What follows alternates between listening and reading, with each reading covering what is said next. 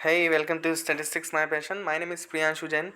So, in this video, we will discuss how to take admission in IGNOU University.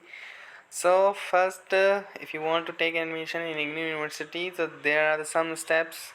So first of all, what first is choose the program. आपको सबसे पहले इसमें आपका programme choose करना है और काफ़ी सारे प्रोग्राम्स अवेलेबल हैं इग्नू में।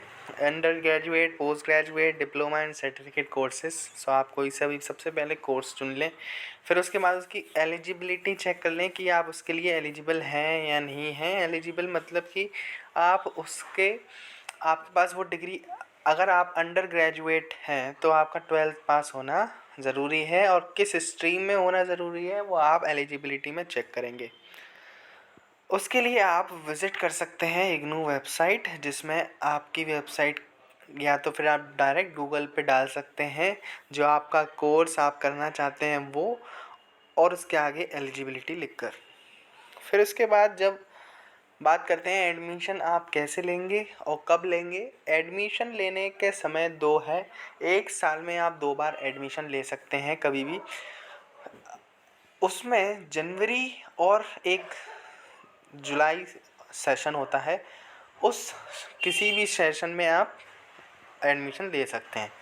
जनवरी सेशन में जो है आपको एक लिंक मिल जाएगी जो कि ignou.ac.in वेबसाइट पर इग्नू द्वारा अपलोड की जाती है। उस लिंक पे आप जब क्लिक करते हैं तो आपको एक फॉर्म भरना होता है जिसमें रजिस्ट्रेशन कहते हैं, जिसको वो की पूरा ऑनलाइन प्रोसेस होती है, जिसे आप घर पर बैठ के बड़े आसानी से मोबाइल से भी भर सकते हैं। तो मान लीजिए आप अगर जनवरी में एडमिशन लेना चाहते हैं तो सबसे पहले आप ignou.ac.in पर जाएंगे और उस वेबसाइट पर जाके आपको एक लिंक मिलेगी जिसमें लिखा होगा एडमिशन से रिलेटेड। उस एडमिशन लिंक पर क्लिक करके आप अपनी सभी जानकारी उस पर भर देंगे, फ़ोटो वगैरह जो भी उसमें भरना होगा वो।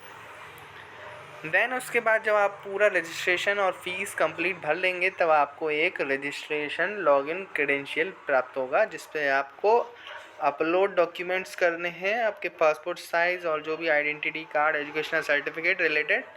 देन उसके बाद आपको फ़ी को पे करना है, जो भी आपकी रजिस्ट्रेशन फ़ी है उसको पे करेंगे आप। देन उसके बाद वो सबमिट एप्लीकेशन कर देंगे। सबमिट एप्लीकेशन करने के बाद आपको एक सबमिशन रिसिप्ट मिल जाएगी। उस सबमिशन रिसिप्ट और को रख के आपको अपना एडमिशन स्टेटस चेक करना है। एडमिशन स्टेटस चेक करने के लिए कि आप एनरोल्ड हुए हैं या नहीं हुए हैं, उसके लिए आप उस लॉगिन क्रेडेंशियल जो आपको आईडी इग्नू द्वारा प्राप्त की जाएगी, उस आईडी से आपको लॉगिन करना है इग्नू की वेबसाइट पर जाकर। और वो कहाँ पे आप लॉगिन करेंगे, ignou.ac.in पर एनरोलमेंट नंबर के अंदर आप लॉगिन कर सकते हैं।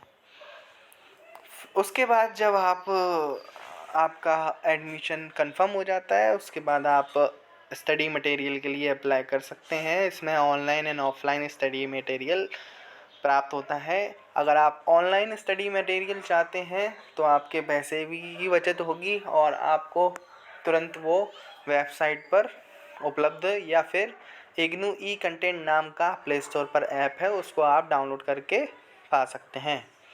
या फिर आप ऑफलाइन भी बुक को ऑर्डर कर सकते हैं, जो कि आप रजिस्ट्रेशन करते समय आपसे पूछा जाता है कि आपको रजिस्ट्रेशन में मतलब बुक्स जो हैं आपको ऑफ़लाइन चाहिए कि कैसी चाहिए।